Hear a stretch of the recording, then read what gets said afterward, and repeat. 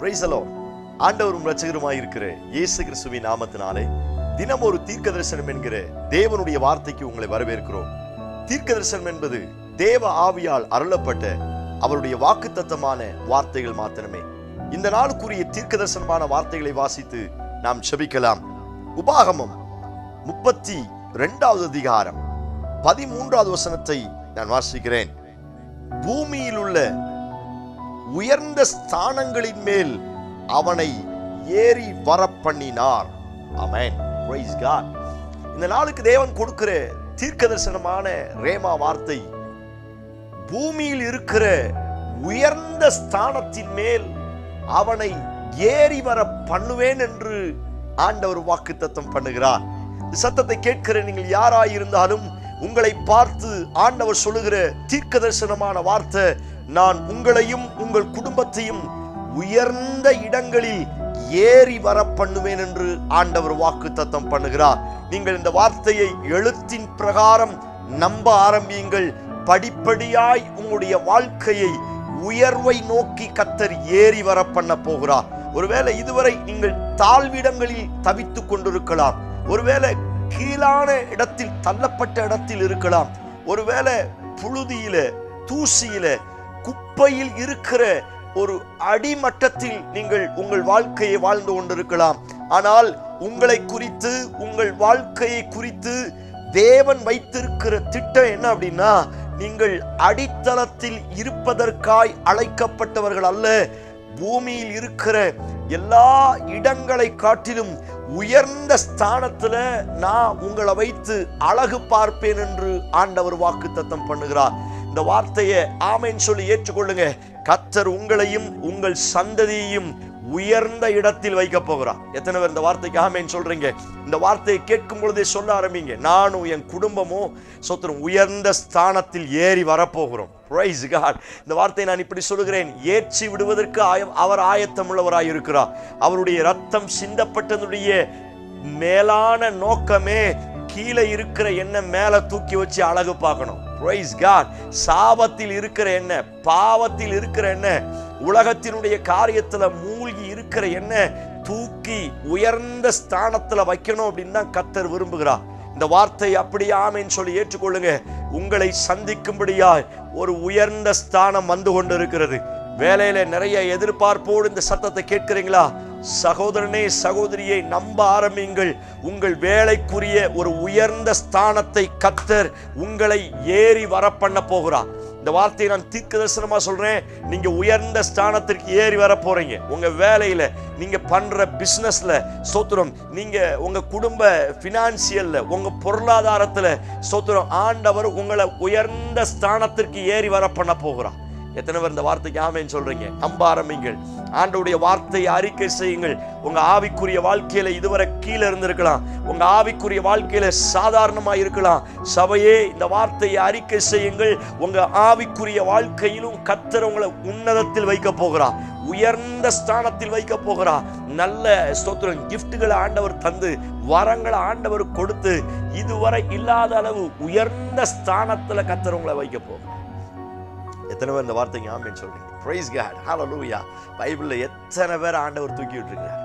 சிறையில் இருந்த யோசேப்பை ஆண்டவர் பார்வோனுக்கு பக்கத்துல போய் உட்கார வச்சார். உயர்ந்த ஸ்தானம். ஸ்தோத்திரம். Praise God. நான் சொல்கிறேன், இன்னைக்கு நான் சிறையில் இருக்கலாம், இன்னைக்கு போத்திபார் வீட்டுல அடிமையா இருக்கலாம், இன்றைக்கு குழிக்குள்ள இருக்கலாம். இந்த வார்த்தை நான் இப்படி சொல்லட்டும், குழியோடு என் வாழ்க்கை முடிந்து போவாது. போத்திபார் வீட்டின் அடிமையா என் வாழ்க்கை முடிந்து போகாது. சிறைச்சாலையின் கைதியா என் வாழ்க்கை முடிந்து போகாது. கர்த்தர் என்னை வைத்திருக்கிற, எனக்கு வைத்திருக்கிற அந்த உயர்ந்த ஸ்தான வருகிற வரை கர்த்தர் என்னை உயர்த்தி கொண்டே இருப்பார். எத்தனை பேர் இந்த வார்த்தைக்கு ஆமென் சொல்றீங்க? நான் சொல்றேன், குழியும் ஜெயிலும் அடிமைத்தனமும் உங்களுக்கு நிரந்தரம் அல்ல. நிச்சயம் அது மாறும். நிச்சயம் கர்த்தர் அதை மாற்றுவார். நீங்கள் கண்டிப்பாய் மேலே ஏறி வருவீர்கள். Praise God. நம்புங்கள். ஒரு உயர்ந்த ஸ்தானத்தை கர்த்தர் ஆயத்தப்படுத்தி வைத்திருக்கிறார். தாவீது ஆடுகளுக்கு பின்னாடி போன அவரை கர்த்தர் உயர்ந்த ஸ்தானத்தை கொடுத்து மேன்மைப்படுத்தலையா? எவ்வளவு பெரிய உயரம்! சமஸ்த இஸ்ரவேலுக்கும், யூதாவுக்கும் இஸ்ரவேலுக்கும் பல ஆண்டுகள் அரசாட்சி பண்ணவன் ஆரம்ப நாட்கள்ல சாதாரண ஆடு மேய்க்கிற ஒரு மேய்ப்பன் ஸ்தோத்திரம். அவரை கர்த்தர் உயர்ந்த ஸ்தானத்திற்கு படிப்படியா ஏறி வர வைக்கலையா? நீங்கள் யாரால் தள்ளப்பட்டிருக்கலாம், யாரால் தூக்கி எறியப்பட்டிருக்கலாம். சபையே, தேவ பிள்ளையே, இந்த வார்த்தையை நம்புங்கள். ஸ்தோத்திரம். உயர்ந்த ஸ்தானம் உங்களை தேடி வரப்போகிறது. Praise God. அடிமையாய் போன இடத்துல நெகேமியாவை கர்த்தர் மேல வைக்கலையா? தானியேலை கர்த்தர் உயரத்துல வைக்கலையா? அவங்களை அடிமையா சிறப்பிடிச்சிட்டு போன இடத்துல தானியேலுக்கு ராஜாவுக்கு எவ்வளவு நட்பை கர்த்தர் கொடுத்திருந்தார், எவ்வளவு உயரத்துல வச்சு கர்த்தர் அழகு பார்த்தார். பைபிள்ல தொடர்ந்து பார்க்கிற ஒரே ஒரு காரியம், என்னை உயர்த்த வேண்டும், நான் உயர வேண்டும். ஸ்தோத்திரம். மரண பரியந்தம் அவர் தாழ்த்தினார். எதுக்காக? நான் உயர்த்தப்படும்படியா. ஸ்தோத்திரம். சிலுவையின் மரண பரியந்தம் தாழ்த்தினார். நானும் என் குடும்பமும் உயர்த்தப்பட வேண்டும். நீங்கள் நம்புங்கள், ஏறி வர போறேன். நீங்க ஏறி வர போறீங்க. கர்த்தர் ஏறி வர பண்ண போகிறார். உங்க பிள்ளைகளை உயர்ந்த ஸ்தானத்திற்கு ஏறி வர பண்ண போகிறார். இந்த வார்த்தையை ஆமென் சொல்லி ஏற்றுக்கொள்ளுங்க. Price God. ஹல்லேலூயா. ஏசாயால வாசிக்கிறோம், அப்பொழுது நீ உன்னை பூமியின் உயர்ந்த அடைக்கலத்தில் வைப்பேன், உயர்ந்த இடங்களில் ஏறி போக பண்ணுவேன். சங்கீதத்தில் வாசிக்கிறோம், என் நாமத்தை அறிந்திருக்கிறபடினால் நான் அவனை உயர்ந்த அடைக்கலத்தில் வைப்பேன். உயர்ந்த ஸ்தோத்திரம் ஸ்தானம், 2 உயர்ந்த அடைக்கலம், 3 உயர்ந்த இடம். இதெல்லாம் உங்களுக்கு சொந்தமானது. நீங்க நம்புங்கள். உங்க பிள்ளைகளுக்கு உயர்ந்த இடத்தை கர்த்தர் வைத்திருக்கிறார். உங்க வாழ்க்கைக்கு நல்ல செக்யூர், நல்ல உயர்ந்த அடைக்கலத்தை கர்த்தர் வைத்திருக்கிறார். உங்க பொசிஷன்ல கர்த்தர் உயர்ந்த ஸ்தானத்தை கர்த்தர் கொடுக்க போகிறார். இந்த வார்த்தையை அப்படியே எழுத்தின் பிரகாரம் ஆமென் சொல்லி ஏற்றுக்கொள்ளுங்க. இந்த வார்த்தையை மறுபடியும் சொல்லுகிறேன், இப்பொழுது இருக்கிற வண்ணமாய் உங்களுடைய வாழ்க்கை முடிந்து போகாது. உங்களை சந்திக்கும்படியாய் சில உயர்ந்த அடைக்கலமும், சில உயர்ந்த இடமும், சில உயர்ந்த ஸ்தானமும் உங்களை ஆசீர்வதிக்கும்படியாய் உங்களை ஏறி வர பண்ண போகிறது. Praise God. நம்புங்கள், அவர் உங்களை ஏறி வர பண்ண போகிறார். உலகம் தள்ளலாம், உலகம் தூக்கி போடலாம், உலகம் இழிவா பேசலாம், ஏறி வர பண்ணுகிறவர் அவர் அல்லவா?